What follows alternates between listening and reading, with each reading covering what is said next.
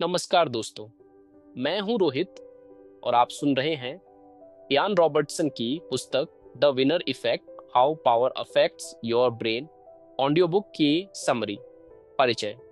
Ian Robertson की पुस्तक the winner effect, how power on facts your brain मानव मस्तिष्क और व्यवहार पर सफलता और शक्ति के गहन प्रभावों का वैज्ञानिक विश्लेषण प्रस्तुत करती है। यह पुस्तक इस मूलभूत प्रश्न की पड़ताल करती है कि हम इतनी शिद्दत से जीतना क्यों चाहते हैं और एक सच्चा विजेता क्या बनाता है। लेखक इयान रॉबर्टसन एक प्रतिष्ठित नैदानिक मनोवैज्ञानिक और न्यूरोसाइंटिस्ट हैं। वे ट्रिनिटी कॉलेज डबलिन में मनोविज्ञान के प्रोफेसर और ग्लोबल ब्रेन हेल्थ इंस्टीट्यूट के सह निदेशक के रूप में अपनी सेवाएं दे चुके हैं। मस्तिष्क पुनर्वास और ध्यान के न्यूरोसाइकोलॉजी में उनकी विशेषज्ञता है और उन्होंने इस क्षेत्र में 200 से अधिक प्रकाशन किए हैं, जिससे उनकी अंतर्दृष्टि को एक ठोस वैज्ञानिक आधार मिलता है। यह पुस्तक उन जैविक और न्यूरोकेमिकल कारकों की गहराई से पड़ताल करती है जो सफलता के लिए मानवीय प्रेरणा को बढ़ावा देते हैं। यह बताती है कि कैसे सफलता मस्तिष्क की रसायन विज्ञान को बदल देती है, जिससे व्यक्ति अधिक केंद्रित, स्मार्ट, आत्मविश्वासी और यहाँ तक कि आक्रामक भी हो जाता है। यह प्रभाव किसी भी दवा जितना शक्तिशाली बताया गया है और यह एक स्वसुदृढ़ चक्र बनाता है। जितना अधिक आप जीतते हैं उतना ही आप आगे भी जीतते रहते हैं। यह सारांश केवल बाहरी जीत के बारे में नहीं है, बल्कि यह भी बताता है कि कैसे ये जीतें हमारे आंतरिक स्व को प्रभावित करती हैं। पुस्तक का शीर्षक विनर इफेक्ट होने के बावजूद इसका गहरा संदेश केवल बाहरी सफलता प्राप्त करने तक सीमित नहीं है। यह जीत के न्यूरोबायोलॉजिकल प्रभावों की पड़ताल करके हमें आत्म जागरूकता और आत्मनियंत्रण की ओर ले जाती है। यदि कोई व्यक्ति केवल जीत के व्यावहारिक तरीकों या रणनीतियों पर ध्यान केंद्रित करता है, तो वह पुस्तक के एक महत्वपूर्ण पहलू को खो सकता है। पुस्तक के विभिन्न खंड लगातार जीत के नकारात्मक पहलुओं पर प्रकाश डालते हैं, जैसे कि जीत का शारीरिक रूप से नशे की लत बन जाना, अहंकार का बढ़ना, सहानुभूति में कमी और खराब निर्णय लेने की क्षमता। अत्यधिक शक्ति के कारण लोगों को वस्तुनिष्ठ बनाना भी संभव है, जिससे लोगों का सामूहिक बीमार पड़ना, मास सिकनिंग ऑफ पीपल जैसी स्थितियां उत्पन्न हो सकती हैं। एनरॉन के जेफरी स्किलिंग जैसे शक्तिशाली सीईओ के उदाहरण स्पष्ट रूप से दर्शाते हैं कि कैसे अत्यधिक सफलता विनाशकारी व्यवहार और निर्णय लेने की ओर ले जा सकती है। इसलिए यदि जीत के इतने गंभीर नकारात्मक परिणाम हो सकते हैं, तो यह स्पष्ट है कि पुस्तक का उद्देश्य केवल जीत को बढ़ावा देना नहीं है। इसके बजाय इसका उद्देश्य जीत के प्रभावों को समझना और उन्हें बुद्धिमानी से प्रबंधित करना है। यह हमें सिखाती है कि सच्ची जीत केवल बाहरी पुरस्कारों में नहीं, बल्कि आंतरिक संतुलन और दूसरों के लिए सकारात्मक प्रभाव डालने में निहित है। यह हमें एक ऐसे विजेता बनने की राह दिखाती है जो न केवल अपने लिए बल्कि समाज के लिए भी मूल्य मूल्य पैदा करता है। यह पुस्तक जीत को एक शक्तिशाली उपकरण के रूप में प्रस्तुत करती है, न कि अंतिम लक्ष्य के रूप में, और हमें सिखाती है कि इस उपकरण का उपयोग कैसे किया जाए ताकि यह हमें और हमारे आसपास के लोगों को सशक्त बनाए, न कि नष्ट करे। यह हमें अपने अहंकार को नियंत्रित करने और सच्ची शक्ति को आंतरिक नैतिक शक्ति और सामूहिक कल्याण के साथ जोड़ने के लिए प्रेरित करती है। ये ऑडियो बुक सारांश आपको विनर इफेक्ट के मुख्य सिद्धांतों को सरल और प्रेरक हिंदी में समझाएगा। ये व्यावहारिक सलाह देगा कि कैसे इन विचारों को अपने दैनिक जीवन में लागू करें, चाहे वह काम पर तनाव हो, रिश्तों में अनबन हो या चिंता हो। इसका लक्ष्य पाठक को अपनी क्षमता को अधिकतम करने, लचीलापन विकसित करने और आत्मविश्वास और विनम्रता के बीच संतुलन खोजने में मदद करना है, ताकि एक ऐसा विजेता बन सके जो न केवल सफल हो बल्कि संतुलित और पूर्ण जीवन भी जी सके। अध्याय 1, पिकासो के बेटे का रहस्य। सारांश। यह अध्याय इस मूलभूत प्रश्न के साथ शुरू होता है कि क्या मनुष्य जीतने के लिए पैदा हुए हैं या हारने के लिए, और सफलता में प्रकृति, आनुवंशिकी और पालन पोषण, वातावरण और अनुभव की जटिल भूमिका की गहराई से पड़ताल करता है।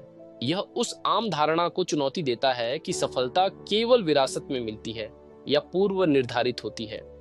लेखक पाब्लो पिकासो के बेटे पाउलो पिकासो का मार्मिक उदाहरण प्रस्तुत करते हैं। पाउलो अपने पिता की अपार प्रतिभा, धन और प्रसिद्धि के बावजूद एक असफल जीवन जीते हैं जो शराब और निराशा से भरा होता है। पाउलो का जीवन अपने पिता की छाया और अपेक्षाओं से मुक्त होने के लिए एक निरंतर संघर्ष था, जिसके कारण वह शराब और विफलता के जीवन में फंस गए। यह उदाहरण स्पष्ट रूप से दर्शाता है कि कैसे अत्यधिक विशेषाधिकार या एक प्रभावशाली माता पिता की छाया में रहना किसी व्यक्ति की अपनी प्रेरणा और पहचान को दबा सकता है, जिससे वे अपने स्वयं के मार्ग पर चलने में असमर्थ महसूस करते हैं।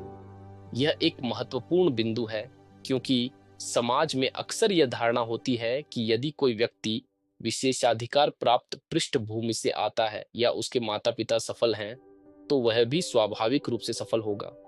यह जन्मजात विजेता के विचार को बढ़ावा देता है। हालांकि पाउलो पिकासो का उदाहरण इस धारणा का सीधे तौर पर खंडन करता है। यह दर्शाता है कि बाहरी लाभ अपने साथ मनोवैज्ञानिक बोझ भी ला सकते हैं, जिससे बच्चों में चिंता और नशीले पदार्थों के उपयोग में वृद्धि हो सकती है, न कि खुशी। अध्याय अचीवमेंट मोटिवेशन उपलब्धि प्रेरणा की अवधारणा पर प्रकाश डालता है, जो बताता है कि सफलता आंतरिक जैसे व्यक्तिगत संतुष्टि और बाहरी जैसे पुरस्कार या मान्यता कारकों के संयोजन से उत्पन्न होती है। यह इस बात पर जोर देता है कि बचपन में मिलने वाला प्रोत्साहन या उसकी अनुपस्थिति किसी व्यक्ति की सफलता की इच्छा को कैसे आकार दे सकती है। यह फिक्स्ड माइंडसेट, स्थिर मानसिकता, और ग्रोथ माइंडसेट, विकास उन्मुखी मानसिकता के बीच महत्वपूर्ण अंतर करता है। स्थिर मानसिकता वाले लोग अपनी क्षमताओं को अपरिवर्तनीय मानते हैं और असफलता से सीखने की संभावना कम होती है, जबकि विकास उन्मुखी मानसिकता वाले लोग प्रयास, सीखने और अनुकूलन पर जोर देते हैं, जिससे लचीलापन और उपलब्धि बढ़ती है। यह दर्शाता है कि हमारी आत्मधारणा हमारे परिणामों को मौलिक रूप से प्रभावित करती है। यह अध्याय इस आम गलतफहमी को दूर करता है कि सफलता केवल आनुवंशिकी या विशेषाधिकार से आती है। पाउलो पिकासो का उदाहरण यह दर्शाता है कि बाहरी लाभ जैसे धन, प्रसिद्ध माता पिता या अच्छे जीन वास्तव में मनोवैज्ञानिक बाधाएं बन सकते हैं, यदि आंतरिक प्रेरणा, आत्म जागरूकता और सही मानसिकता मौजूद न हो। यह इस विचार को पुष्ट करता है कि सच्ची और स्थायी सफलता बाहरी स्थिति या विरासत से नहीं आती, बल्कि आंतरिक दृढ़ता, चुनौतियों से सीखने की इच्छा और अपनी क्षमताओं को विकसित करने की निरंतर प्रतिबद्धता से आती है। यह हमें सिखाता है कि हमारी वास्तविक क्षमता हमारी आंतरिक स्थिति और सीखने की इच्छा से आती है, न कि हमारे बाहरी जन्म या परिस्थितियों से। यह हमें बताता है कि सच्ची शक्ति हमारे भीतर है, न कि हमारे वंश में। मुख्य बातें: सफलता केवल विरासत में नहीं मिलती, आंतरिक प्रेरणा और निरंतर प्रयास अत्यंत महत्वपूर्ण है।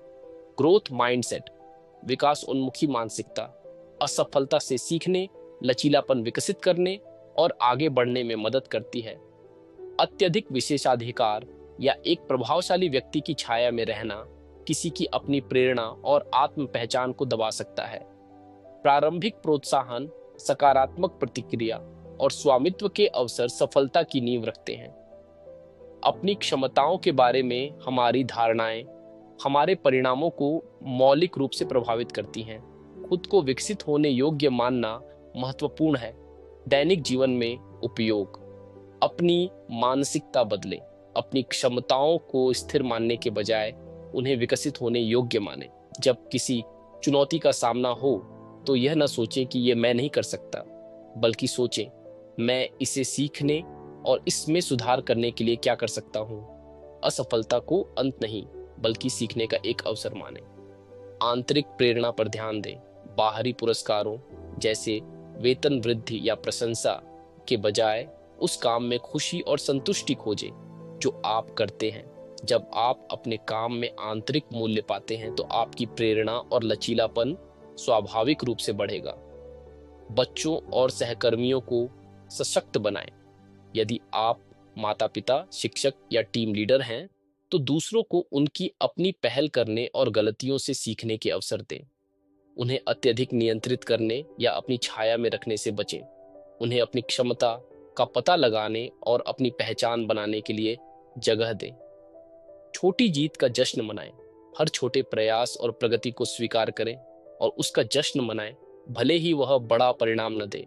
ये छोटी जीतें आपके आत्मविश्वास को बढ़ाएंगी, आपके मस्तिष्क के रसायन विज्ञान को सकारात्मक रूप से प्रभावित करेंगी और आपको आगे बढ़ने के लिए प्रेरित करेंगी। वास्तविक उदाहरण, कल्पना कीजिए कि प्रिया एक नई प्रोग्रामिंग भाषा सीख रही है। शुरुआत में उसे बहुत मुश्किल लगती है और वह सोचती है कि मैं कभी भी इतनी स्मार्ट नहीं हो सकती। यह एक स्थिर मानसिकता का संकेत है, लेकिन फिर उसे इस अध्याय की सीख याद आती है। वे अपनी सोच बदलती है और कहती है, यह मुश्किल है, लेकिन मैं हर दिन थोड़ा थोड़ा सीखूंगी और अभ्यास से बेहतर बनूंगी। वह छोटी छोटी समस्याओं को हल करने का जश्न मनाती है, ऑनलाइन समुदायों से मदद लेती है और अपनी गलतियों को सीखने के अवसर के रूप में देखती है। धीरे धीरे वह न केवल प्रोग्रामिंग में माहिर हो जाती है, बल्कि इस प्रक्रिया में उसका आत्मविश्वास भी बढ़ता है और उसे यह एहसास होता है कि उसकी क्षमताएं उसके प्रयासों से असीमित रूप से बढ़ सकती हैं। अध्याय 2, बदलती मछली का रहस्य। सारांश, यह अध्याय इस विचार की पड़ताल करता है कि जीत केवल जन्मजात गुणों से निर्धारित नहीं होती, बल्कि संदर्भ, अवसर और बाहरी परिस्थितियों से भी काफी प्रभावित होती है। यह दर्शाता है कि हमारी क्षमताएं उतनी स्थिर नहीं हैं जितनी हम सोचते हैं। लेखक अफ्रीकी सिचलिड मछली का उदाहरण देते हैं, जो 2 रूपों में मौजूद होती है, प्रभावशाली चमकीले रंग की और आक्रामक टी मछली, टी फिश, और नॉन डिस्क्रिप्ट विनम्र एंटी मछली, एंटी फिश। चौंकाने वाली बात यह है कि एक एंटी मछली विशिष्ट परिस्थितियों में, जैसे अल्फा नर को हटाने पर, तेजी से टी मछली का रूप और मुखरता अपना सकती है। यह जैविक परिवर्तन दर्शाता है कि कैसे अवसर और संदर्भ छिपी हुई क्षमता को प्रकट कर सकते हैं और यहाँ तक कि शारीरिक रूप से भी बदलाव ला सकते हैं। यह उदाहरण एक शक्तिशाली जैविक रूपक प्रदान करता है। एक एंटी मछली का टी मछली में बदलना केवल उसकी आंतरिक इच्छा से नहीं होता, बल्कि बाहरी परिस्थिति अल्फा नर का हटना के कारण होता है। यह दर्शाता है कि पर्यावरण में बदलाव से जैविक और व्यवहारिक परिवर्तन हो सकते हैं। टेस्टोस्टेरोन की भूमिका एक महत्वपूर्ण विषय है। लंदन के वित्तीय व्यापारियों पर 2006 के एक अध्ययन से पता चला कि ट्रेडिंग के दिनों में उच्च टेस्टोस्टेरोन स्तर वाले लोग बेहतर प्रदर्शन करते हैं। जीतना स्वयं टेस्टोस्टेरोन के स्तर को बढ़ाता है, जो भविष्य के प्रदर्शन को सकारात्मक रूप से प्रभावित कर सकता है, जिससे विनर इफेक्ट का एक स्वसुदृढ़ चक्र बनता है। यह अवधारणा मनुष्यों पर भी लागू होती है। टेस्टोस्टेरोन का स्तर जीत और हार से बदलता है, जो सीधे प्रदर्शन को प्रभावित करता है। अध्याय होम एडवांटेज, घरेलू लाभ के सिद्धांत पर प्रकाश डालता है। कैसे एक परिचित वातावरण, चाहे वह खेल का मैदान हो या कार्यस्थल, आत्मविश्वास और प्रदर्शन को बढ़ाता है। यह सिद्धांत व्यवसाय और नेतृत्व में भी स्पष्ट है। ये सामाजिक पूर्वाग्रहों जैसे लिंग, नस्ल, आयु पर भी चर्चा करता है, जो अवसरों तक पहुंच को प्रभावित करते हैं और यह निर्धारित करते हैं कि कौन विजेता बनता है। यह दिखाता है कि कैसे बाहरी सामाजिक संरचनाएं और रूढ़िवादिताएं व्यक्तियों की आत्मधारणा और प्रदर्शन को नकारात्मक रूप से प्रभावित कर सकती हैं। यह अध्याय हमें सिखाता है कि हमारी पहचान और क्षमताएं उतनी स्थिर नहीं है जितनी हम सोचते हैं। बाहरी परिस्थितियां और हमारे आसपास का वातावरण हमारे आंतरिक रसायन विज्ञान और व्यवहार को बदल सकते हैं। यह इस विचार को पुष्ट करता है कि हम अपने स्वस्थ के निर्माता हैं और सही वातावरण में हम अपनी छिपी हुई शक्तियों को जगा सकते हैं। यह दर्शाता है कि हमारी जीतने की क्षमता केवल हमारे भीतर नहीं है, बल्कि हमारे और हमारे वातावरण के बीच एक गतिशील बातचीत है। हम केवल अपने जीनों या व्यक्तिगत प्रयासों के उत्पाद नहीं हैं। हम अपने अनुभवों और आसपास की दुनिया के साथ बातचीत के माध्यम से लगातार विकसित हो रहे हैं। ये हमें सिखाता है कि हमें न केवल अपनी आंतरिक मानसिकता पर काम करना चाहिए, बल्कि अपने वातावरण को जानबूझकर चुनने या बदलने के लिए भी सक्रिय होना चाहिए, ताकि हमारी छिपी हुई क्षमताएं सामने आ सकें। यह हमें अपने आसपास के वातावरण के प्रति अधिक जागरूक होने और उसे सकारात्मक रूप से ढालने के लिए प्रेरित करता है, जिससे हम अपनी वास्तविक क्षमता को पहचान सकें। मुख्य बातें: सफलता केवल जन्मजात गुणों पर निर्भर नहीं करती, बल्कि अवसर, संदर्भ और बाहरी परिस्थितियों पर भी निर्भर करती है। जीतने से टेस्टोस्टेरोन का स्तर बढ़ता है, जिससे भविष्य में जीतने की संभावना बढ़ जाती है। एक सुदृढ़ चक्र बनता है। होम एडवांटेज या परिचित वातावरण में काम करना आत्मविश्वास और प्रदर्शन को बढ़ाता है। सामाजिक पूर्वाग्रह और रूढ़िवादिता अवसरों तक पहुंच को सीमित कर सकते हैं और आत्मधारणा को नकारात्मक रूप से प्रभावित कर सकते हैं। मस्तिष्क रसायन विज्ञान लचीला होता है और जीत या पर्यावरणीय परिवर्तनों से शारीरिक रूप से बदल सकता है। दैनिक जीवन में उपयोग: अपने वातावरण को अनुकूल बनाएं।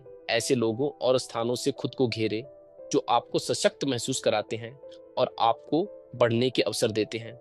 यदि कोई वातावरण आपको लगातार दबा रहा है या आपकी क्षमता को सीमित कर रहा है, तो उसे बदलने या उससे दूर जाने का प्रयास करें।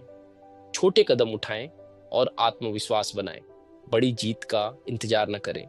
छोटी छोटी सफलताओं को हासिल करें, जैसे किसी छोटे कार्य को पूरा करना या एक नई आदत शुरू करना।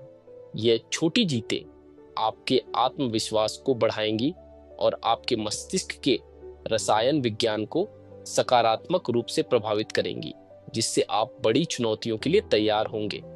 पूर्वाग्रहों के प्रति जागरूक रहें और उन्हें चुनौती दें।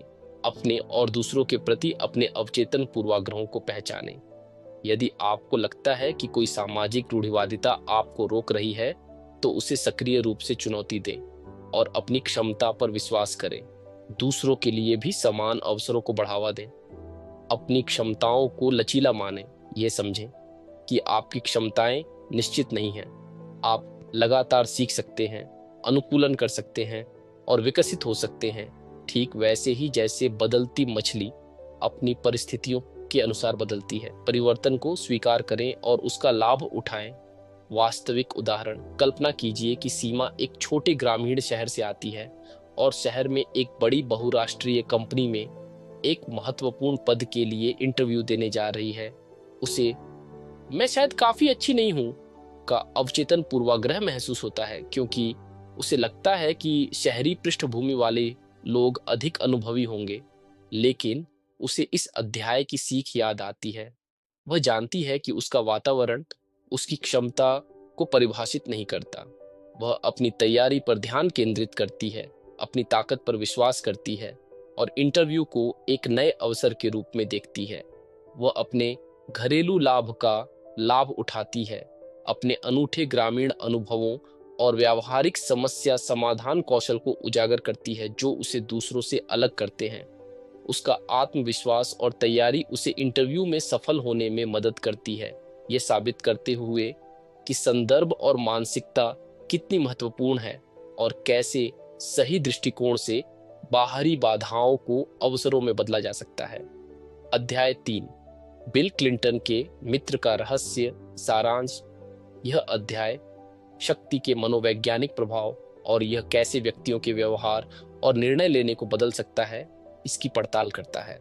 बिल क्लिंटन और टोनी ब्लेयर की दोस्ती का उदाहरण दिया गया है, जो सत्ता में आने और अलग अलग अनुभवों के बाद बदल गई, खासकर कोसोवो संकट के दौरान, जहां ब्लेयर की मुखरता क्लिंटन की सावधानी के विपरीत थी।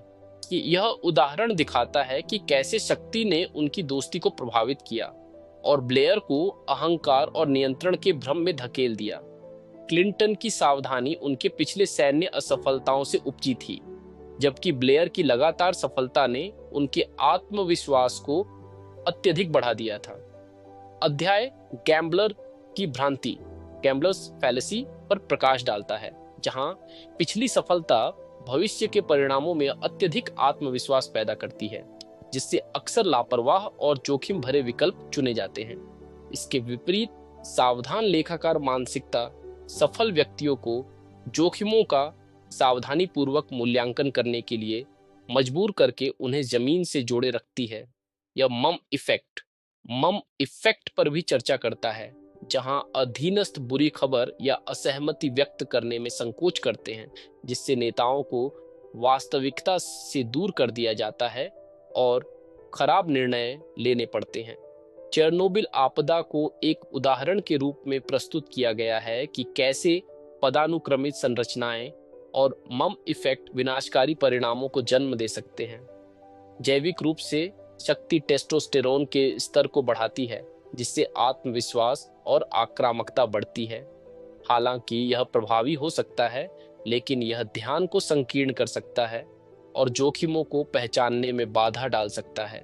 यह रासायनिक परिवर्तन नशे की लत वाले व्यवहार और सफलता के लिए एक अतृप्त भूख को जन्म दे सकता है, जिससे नेता बिना पर्याप्त विचार के आक्रामक नीतियों में संलग्न हो सकते हैं। टेस्टोस्टेरोन में वृद्धि एक जैविक कारण प्रदान करती है कि क्यों शक्ति व्यवहार को बदलती है, यहाँ तक कि नशे की लत भी पैदा करती है और जोखिम धारणा को विकृत करती है।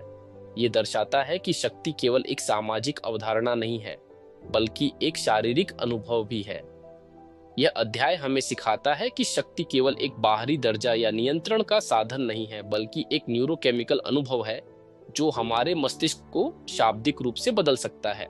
यह परिवर्तन हमें अधिक प्रभावी बना सकता है, लेकिन अगर अनियंत्रित छोड़ दिया जाए तो यह हमें अहंकारी, असंवेदनशील और दूसरों से अलग कर सकता है, जिससे व्यक्तिगत और सामूहिक दोनों तरह की आपदाएं हो सकती हैं। सच्ची और स्थायी शक्ति तब आती है जब हम इस आंतरिक परिवर्तन को समझते हैं और जानबूझकर विनम्रता, सहानुभूति, जवाबदेही और सहयोग का अभ्यास करते हैं। यह हमें बताता है कि बाहरी शक्ति का पीछा करने से आंतरिक शांति भंग हो सकती है यदि हम अपने अहंकार को नियंत्रित न करें और दूसरों के साथ अपने संबंध को महत्व न दें।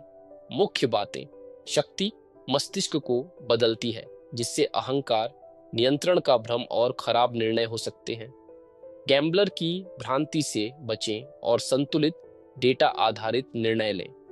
मम इफेक्ट, बुरी खबर छिपाना को रोकने के लिए जवाबदेही, खुलेपन और रचनात्मक असहमति को बढ़ावा दें। टेस्टोस्टेरोन का बढ़ा हुआ स्तर आत्मविश्वास और आक्रामकता को बढ़ाता है, लेकिन जोखिमों को पहचानने की क्षमता को कम कर सकता है। सहानुभूति, आत्म जागरूकता और दूसरों के साथ सहयोग शक्ति के नकारात्मक प्रभावों को कम करने और स्थायी नेतृत्व के लिए महत्वपूर्ण है। दैनिक जीवन में उपयोग: आत्म जागरूकता विकसित करें। जब आपको कोई सफलता मिलती है या आप किसी पद पर शक्ति प्राप्त करते हैं, तो अपने व्यवहार और निर्णयों का नियमित रूप से मूल्यांकन करें।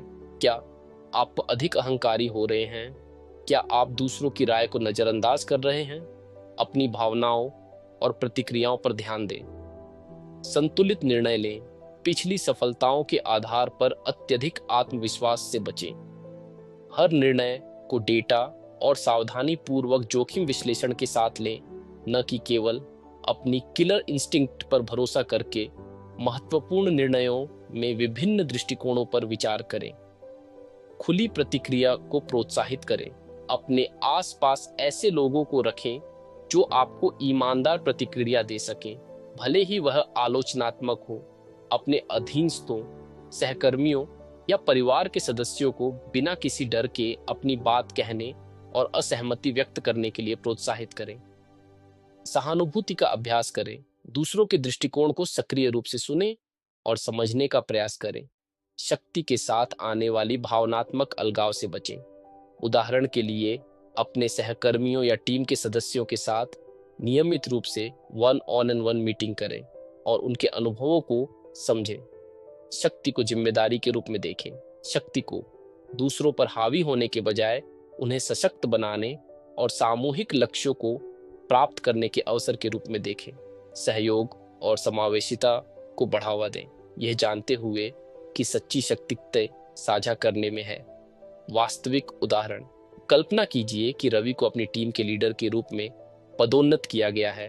उसकी पिछली सफलताओं ने उसे बहुत आत्मविश्वास दिया है। और शुरुआत में वह अपनी टीम के विचारों को कम सुनता है और मानता है कि उसके निर्णय हमेशा सही होंगे। यह गैम्बलर की भ्रांति का संकेत है, लेकिन फिर उसे इस अध्याय की सीख याद आती है। वह जानबूझकर अपनी टीम से प्रतिक्रिया मांगना शुरू करता है, विशेष रूप से उन लोगों से जो असहमत हो सकते हैं या जिनके पास अलग दृष्टिकोण है। वह अपनी टीम के सदस्यों को अपनी चिंताओं को व्यक्त करने के लिए एक सुरक्षित स्थान प्रदान करता है, जिससे मम इफेक्ट से बचा जा सके।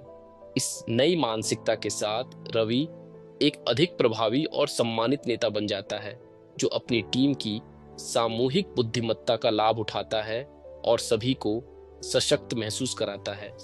अध्याय 4, ऑस्कर का रहस्य। सारांश।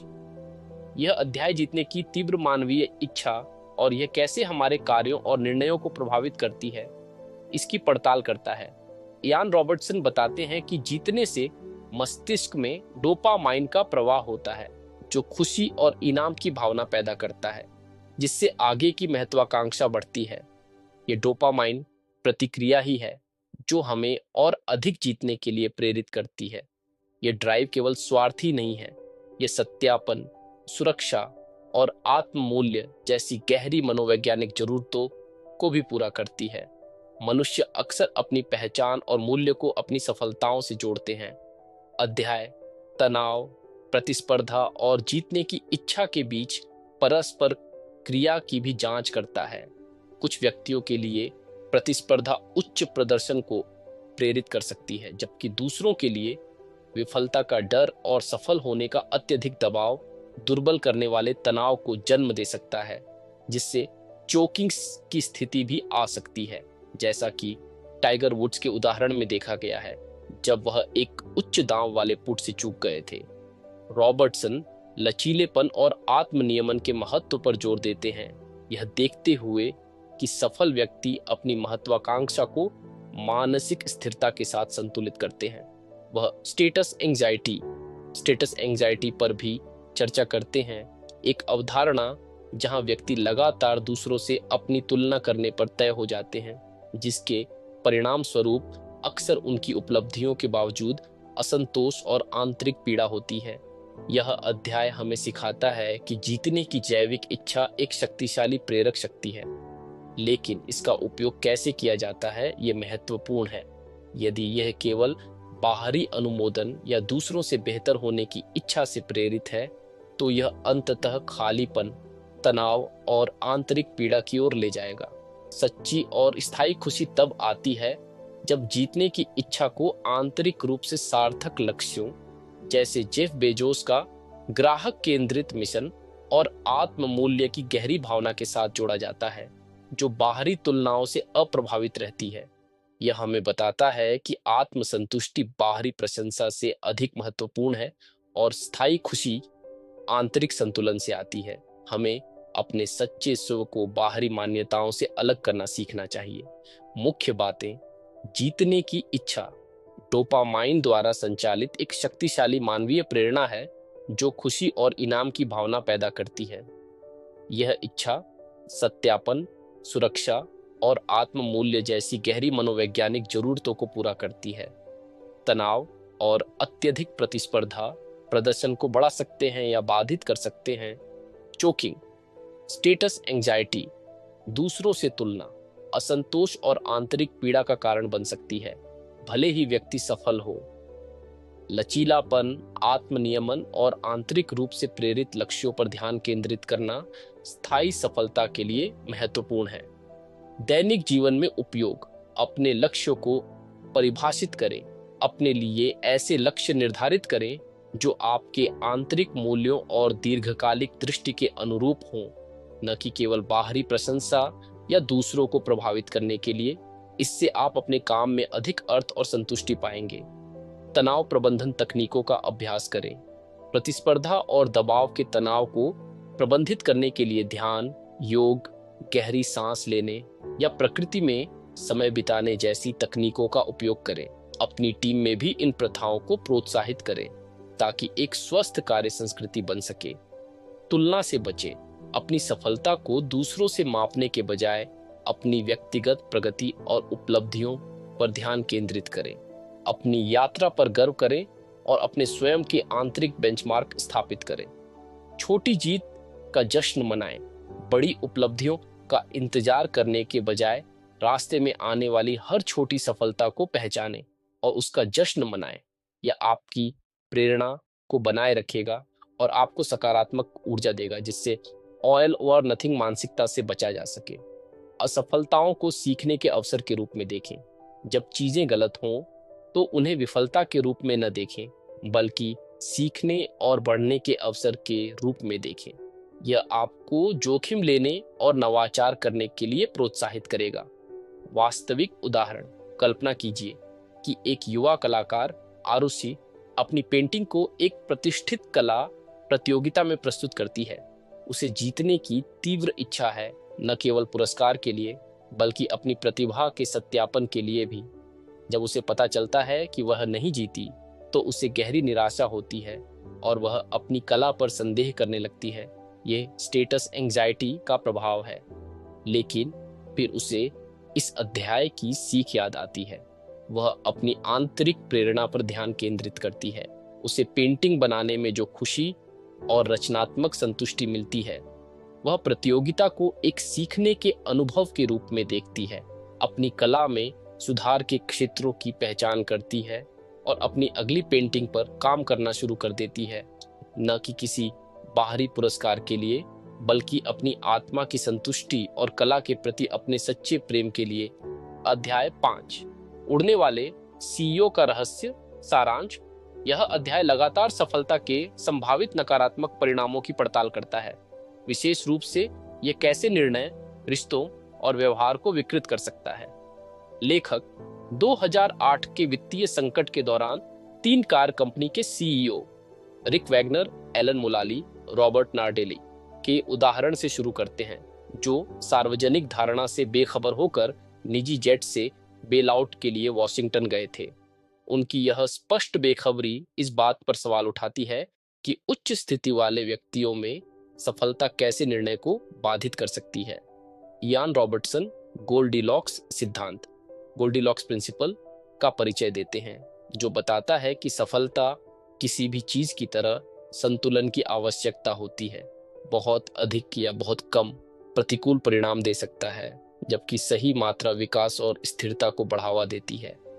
अत्यधिक जीत अत्यधिक आत्मविश्वास, अहंकार और वास्तविकता से अलगाव को बढ़ावा दे सकती है। लगातार जीत हासिल करने वाले नेता अभेद्यता की एक अतिरंजित भावना विकसित कर सकते हैं, जिसके परिणाम स्वरूप खराब निर्णय लेने, आवेगपूर्ण कार्य और जवाबदेही की कमी हो सकती है। अध्याय ग्रुप थिंक के खतरों पर भी प्रकाश डालता है, जहां अत्यधिक आत्मविश्वासी नेता अपनी टीमों के भीतर असहमतिपूर्ण विचारों और आलोचनात्मक सोच को दबा देते हैं, जिससे सामूहिक रूप से खराब निर्णय लिए जाते हैं।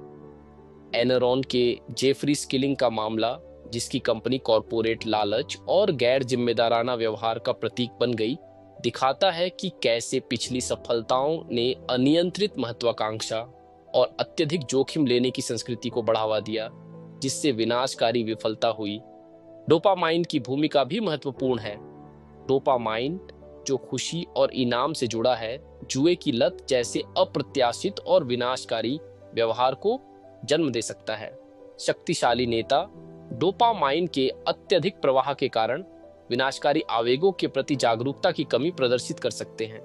यह रासायनिक परिवर्तन नशे की लत वाले व्यवहार और सफलता के लिए एक अतृप्त भूख को जन्म दे सकता है, जिससे नेता बिना पर्याप्त विचार के आक्रामक नीतियों में संलग्न हो सकते हैं। गोल्डीलॉक्स सिद्धांत ये सुझाव देता है कि डोपामाइन का स्तर उचित मस्तिष्क कार्यप्रणाली के लिए एक इष्टतम गोल्डीलॉक्स जोन में होना चाहिए। बहुत अधिक या बहुत कम नकारात्मक परिणाम दे सकता है। उड़ने वाले सीईओ द्वारा अनुभव किए गए बढ़ते दबाव और पुरस्कारों ने उनके डोपामाइन सिस्टम को इस इष्टतम क्षेत्र से बाहर धकेल दिया होगा, जिससे उनकी जोखिम धारणा और निर्णय लेने की क्षमता प्रभावित हुई होगी। कुकी अध्ययन का उपयोग करते हुए अध्याय यह पड़ताल करता है कि कैसे शक्ति गति की अहंकारी व्यवहार को जन्म दे सकती है। बॉस अक्सर अधिक स्वार्थ और कम सहानुभूति प्रदर्शित करते हैं, जो इस बात के समानांतर है कि कैसे शक्तिशाली सीईओ अपने असाधारण व्यवहार में खुद को उचित महसूस कर सकते थे, बिना नकारात्मक सार्वजनिक भावना को पहचाने। सांस्कृतिक दृष्टिकोण भी महत्वपूर्ण है। व्यक्तिवाद बनाम सामूहिकता पर सांस्कृतिक दृष्टिकोण शक्तिशाली सीईओ के व्यवहार को समझने में सहायक होते हैं।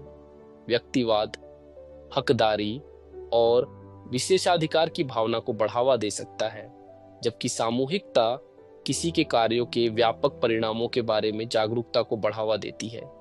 यह सुझाव देती है कि विविध दृष्टिकोण अत्यधिक व्यक्तिवाद को कम कर सकते हैं। पी पावर व्यक्तिगत और एस पावर सामाजिक के बीच अंतर भी पेश किया गया है।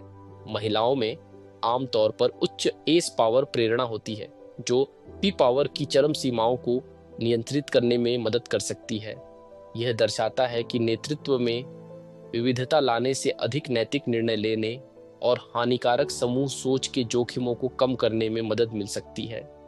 यह अध्याय हमें सिखाता है कि स्थायी सफलता हमारे निर्णय और रिश्तों को भ्रष्ट कर सकती है, खासकर जब डोपामाइन प्रणाली असंतुलित हो जाती है।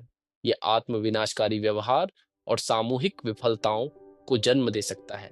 सच्ची नेतृत्व क्षमता के लिए आत्म जागरूकता, विनम्रता और रचनात्मक असहमति के लिए तंत्र की आवश्यकता होती है। यह दर्शाता है कि संतुलन ही कुंजी है। मुख्य बातें: अत्यधिक सफलता अत्यधिक आत्मविश्वास, अहंकार और वास्तविकता से अलगाव को बढ़ावा दे सकती है। गोल्डीलॉक्स सिद्धांत बताता है कि सफलता के लिए संतुलन महत्वपूर्ण है। बहुत अधिक या बहुत कम डोपामाइन प्रतिकूल परिणाम दे सकता है। ग्रुप थिंक और असहमति को दबाना खराब निर्णय लेने और सामूहिक विफलताओं को जन्म दे सकता है। डोपामाइन का अत्यधिक प्रवाह जुए और अन्य जोखिम भरे नशे की लत वाले व्यवहार को जन्म दे सकता है। नेतृत्व में आत्म जागरूकता, विनम्रता, जवाबदेही और विविध दृष्टिकोणों को बढ़ावा देना शक्ति के नकारात्मक प्रभावों को कम करने के लिए महत्वपूर्ण है। दैनिक जीवन में उपयोग: नियमित आत्म ऑडिट करें। अपनी सफलताओं के बाद अपने व्यवहार और निर्णयों की नियमित रूप से जांच करें। क्या आप दूसरों की राय को कम महत्व दे रहे हैं? क्या आप जोखिमों को नजरअंदाज कर रहे हैं? अपने करीबी दोस्तों या परिवार से ईमानदार प्रतिक्रिया मांगें। असहमति को प्रोत्साहित करें। अपने घर या कार्यस्थल में एक ऐसा माहौल बनाएं जहां लोग बिना किसी डर के आपके विचारों को चुनौती दे सकें। महत्वपूर्ण निर्णयों में विभिन्न दृष्टिकोणों को सक्रिय रूप से शामिल करें। जमीन से जुड़े रहें। अपनी सफलताओं के बावजूद अपनी जड़ों और उन लोगों से जुड़े रहें जिन्होंने आपकी मदद की है। अपने परिवार और दोस्तों के साथ गुणवत्तापूर्ण समय बिताएं और उन गतिविधियों में संलग्न रहें जो आपको विनम्र और यथार्थवादी बनाए रखती हैं। जोखिमों को पहचानें और प्रबंधित करें। यह स्वीकार करें कि सफलता के अपने मनोवैज्ञानिक जोखिम होते हैं। अपनी महत्वाकांक्षाओं को संतुलित करें और जानबूझकर जोखिमों को कम करने के लिए कदम उठाएं, खासकर जब आप अपने आप को बहुत शक्तिशाली महसूस करने लगे। संतुलन खोजें। गोल्डीलॉक्स सिद्धांत को अपने जीवन में लागू करें। किसी भी चीज की अति से बचें, चाहे वह काम हो, आराम हो या जीत की खोज हो। अपने जीवन के हर पहलू में संतुलन बनाए रखने का प्रयास करें। वास्तविक उदाहरण कल्पना कीजिए कि अंजलि एक सफल उद्यमी है जिसने हाल ही में अपने स्टार्टअप के लिए एक बड़ा निवेश हासिल किया है। इस जीत के बाद उसे लगने लगता है कि वह कुछ भी गलत नहीं कर सकती और अपनी टीम के सुझावों को नजरअंदाज करना शुरू कर देती है, खासकर जब वे उसके नए जोखिम भरे विचारों पर सवाल उठाते हैं। यह ग्रुप थिंक और अत्यधिक आत्मविश्वास का संकेत है, लेकिन फिर उसे इस अध्याय की सीख याद आती है। वह जानबूझकर अपनी टीम के साथ साप्ताहिक फीडबैक सत्र शुरू करती है, जहां हर कोई बिना किसी डर के अपने विचार व्यक्त कर सकता है और चुनौतियों को उजागर कर सकता है। वह अपनी पिछली सफलताओं के बावजूद अपने निर्णयों में अधिक डेटा आधारित दृष्टिकोण अपनाती है। इस बदलाव से अंजलि न केवल अपनी टीम के साथ अपने संबंधों को मजबूत करती है, बल्कि अधिक संतुलित और टिकाऊ विकास भी सुनिश्चित करती है। अध्याय 6 जीतने वाला मन। सारांश, यह अध्याय शक्ति गतिकी के जटिल परस्पर क्रिया और विजेता को क्या बनाता है इसकी पड़ताल करता है। अध्याय करेन और क्रिस नामक एक जोड़े के व्यक्तिगत किस्से से शुरू होता है, जो व्यक्तिगत संबंधों के भीतर तिरस्कार और भावनात्मक शक्ति कैसे प्रकट होती है इसे दर्शाता है। करेन द्वारा क्रिस का सार्वजनिक अपमान इस बात का एक प्रमुख उदाहरण है कि कैसे शक्ति तिरस्कार को जन्म दे सकती है।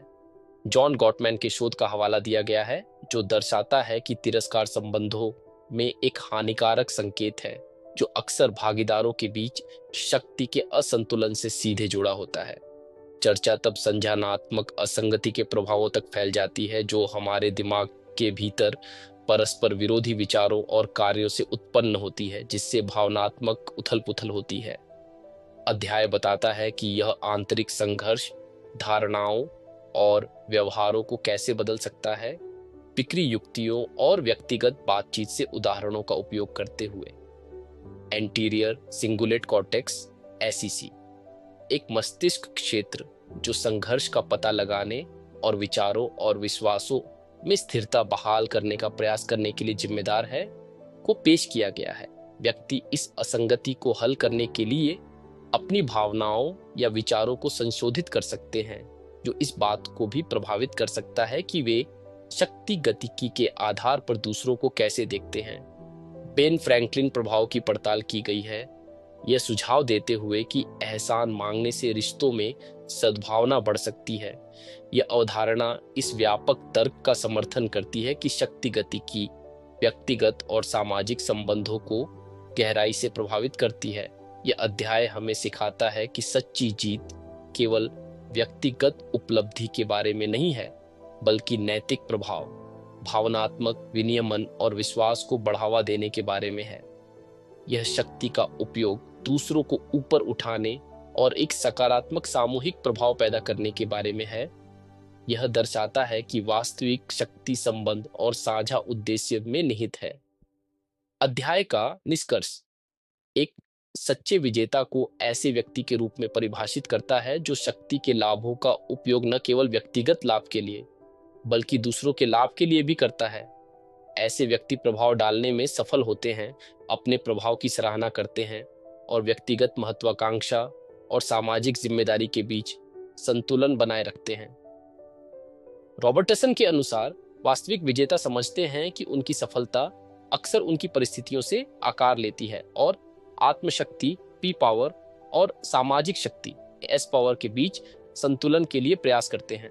मुख्य बातें: तिरस्कार और भावनात्मक शक्ति रिश्तों में शक्ति के असंतुलन को दर्शाते हैं। संज्ञानात्मक असंगति और एंटीरियर सिंगुलेट कॉर्टेक्स एसीसी मस्तिष्क में संघर्ष प्रबंधन और व्यवहार को प्रभावित करते हैं। बेन फ्रैंकलिन प्रभाव दर्शाता है कि एहसान मांगने से रिश्तों में सद्भावना बढ़ सकती है। सच्चे विजेता व्यक्तिगत लाभ और दूसरों के लिए सकारात्मक प्रभाव के बीच संतुलन बनाते हैं। आत्मशक्ति पी पावर और सामाजिक शक्ति एस पावर के बीच संतुलन स्थायी सफलता और नैतिक नेतृत्व के लिए महत्वपूर्ण है। दैनिक जीवन में उपयोग: अपने रिश्तों में तिरस्कार से बचें, अपने प्रियजनों और सहकर्मियों के प्रति सम्मान और प्रशंसा व्यक्त करें, तिरस्कार के संकेतों को पहचानें और उन्हें तुरंत संबोधित करें, क्योंकि वे संबंधों को गंभीर रूप से नुकसान पहुंचा सकते हैं। संज्ञानात्मक असंगति को पहचानें: जब आपके विचार और कार्य विरोधाभासी हों, तो उस आंतरिक संघर्ष के प्रति सचेत रहें। अपनी भावनाओं और विश्वासों को ईमानदारी से जांचें और उन्हें संरेखित करने के लिए कदम उठाएं। बेन फ्रैंकलिन प्रभाव का उपयोग करें: दूसरों से छोटे एहसान मांगकर अपने रिश्तों को मजबूत करें। यह उन्हें आपके साथ अधिक जुड़ाव महसूस कराता है और सद्भावना बढ़ाता है। अपनी शक्ति का उपयोग दूसरों को सशक्त बनाने के लिए करें। यदि आप किसी भी क्षेत्र में प्रभावशाली स्थिति में हैं, तो अपनी शक्ति का उपयोग दूसरों को ऊपर उठाने, उनका समर्थन करने और उन्हें बढ़ने के अवसर प्रदान करने के लिए करें, न कि उन पर हावी होने के लिए। आत्मशक्ति और सामाजिक शक्ति को संतुलित करें। अपने व्यक्तिगत लक्ष्यों और महत्वाकांक्षाओं को दूसरों के कल्याण और सामूहिक अच्छे के लिए काम करने की अपनी इच्छा के साथ संतुलित करें। सच्ची जीत तब आती है जब आपकी सफलता दूसरों के लिए भी सफलता का मार्ग प्रशस्त करती है। वास्तविक उदाहरण, कल्पना कीजिए कि मीरा, एक अनुभवी टीम लीडर, अपनी टीम के एक युवा सदस्य अमन को एक महत्वपूर्ण परियोजना सौंपती है। अमन अनुभवहीन है और मीरा को लगता है कि उसे सब कुछ खुद ही करना चाहिए, लेकिन उसे इस अध्याय की सीख याद आती है। वह अमन को परियोजना का स्वामित्व लेने देती है, उसे अपनी गलतियों से सीखने का अवसर देती है और उसे अपनी रचनात्मकता दिखाने के लिए प्रोत्साहित करती है। जब अमन को कोई चुनौती आती है तो मीरा उसे सीधे समाधान बताने के बजाय उसे मार्गदर्शन देती है और उसे अपने दम पर समाधान खोजने में मदद करती है। वह अमन से छोटे छोटे एहसान भी मांगती है, जैसे कि एक विशिष्ट रिपोर्ट तैयार करना, जिससे अमन को अधिक मूल्यवान और जुड़ाव महसूस होता है। इस दृष्टिकोण से मीरा न केवल अमन की क्षमता को विकसित करती है, बल्कि एक मजबूत, अधिक सहयोगी टीम संस्कृति भी बनाती है। यही साबित करते हुए कि सच्ची शक्ति साझा करने और दूसरों को सशक्त बनाने में है। निष्कर्ष, इयान रॉबर्टसन की the winner effect, how power affects your brain केवल बाहरी सफलताओं की एक सूची नहीं है, बल्कि मानव मस्तिष्क और व्यवहार पर जीत और शक्ति के गहन प्रभावों का एक वैज्ञानिक और मनोवैज्ञानिक अन्वेषण है। यह पुस्तक हमें सिखाती है कि जीतना केवल बाहरी पुरस्कारों को प्राप्त करने से कहीं अधिक है। यह एक न्यूरोकेमिकल प्रक्रिया है जो हमारे आत्मविश्वास, प्रेरणा और यहाँ तक कि आक्रामकता को भी बदल सकती है। इस पुस्तक का समग्र संदेश यह है कि सच्ची और स्थायी सफलता बाहरी उपलब्धियों के निरंतर पीछा करने में नहीं है, बल्कि आत्म जागरूकता, संतुलन और नैतिक जिम्मेदारी में निहित है। यह हमें याद दिलाती है कि अत्यधिक विशेषाधिकार, अनियंत्रित शक्ति और केवल बाहरी सत्यापन पर ध्यान केंद्रित करने से अहंकार, अलगाव और अंततः व्यक्तिगत और सामूहिक विफलता हो सकती है। पाओलो पिकासो के संघर्ष, उड़ने वाले सीईओ की बेखबरी और बिल क्लिंटन तथा टोनी ब्लेयर की बदलती दोस्ती के उदाहरण इस बात पर जोर देते हैं कि कैसे बाहरी जीत आंतरिक संतुलन और नैतिक विवेक के बिना विनाशकारी हो सकती है। इसके विपरीत पुस्तक हमें दिखाती है कि कैसे एक विकासोन्मुखी मानसिकता, आंतरिक प्रेरणा और अपने वातावरण को सकारात्मक रूप से ढालने की क्षमता हमें अपनी छिपी हुई क्षमता को अनलॉक करने में मदद कर सकती है। यह हमें यह भी सिखाती है कि शक्ति को जिम्मेदारी के रूप में कैसे उपयोग किया जाए, दूसरों के साथ सहयोग को बढ़ावा दिया जाए और सहानुभूति और विनम्रता के माध्यम से ग्रुप थिंक और मम इफेक्ट जैसे नकारात्मक प्रभावों से बचा जाए। अंततः विनर इफेक्ट हमें आत्म खोज की एक यात्रा पर ले जाती है। यह हमें अपनी आंतरिक शक्ति को पहचानने, उसे बुद्धिमानी से प्रबंधित करने और उसे केवल व्यक्तिगत लाभ के लिए नहीं, बल्कि दूसरों के कल्याण और एक बेहतर दुनिया के निर्माण के लिए उपयोग करने के लिए प्रेरित करती है। सच्ची जीत तब आती है जब हम बाहरी उपलब्धियों को आंतरिक शांति, नैतिक आचरण और दूसरों के साथ गहरे संबंध के साथ संतुलित करते हैं। यह हमें एक ऐसे विजेता बनने के लिए प्रोत्साहित करती है जो न केवल सफल हो, बल्कि संतुलित, पूर्ण और दूसरों के लिए एक प्रेरणा भी हो। तो दोस्तों, यह था इस शानदार ऑडियो बुक का सार। आशा है आपको इसमें बहुत कुछ नया सीखने को मिला होगा। मैं रोहित अब आपसे इजाजत चाहूंगा, पर चिंता मत कीजिए, बहुत जल्द लौटूंगा एक नई और दिलचस्प ऑडियो बुक समरी लेकर। तब तक के लिए सुनते रहिए और अपनी दुनिया को ज्ञान से भरते रहिए।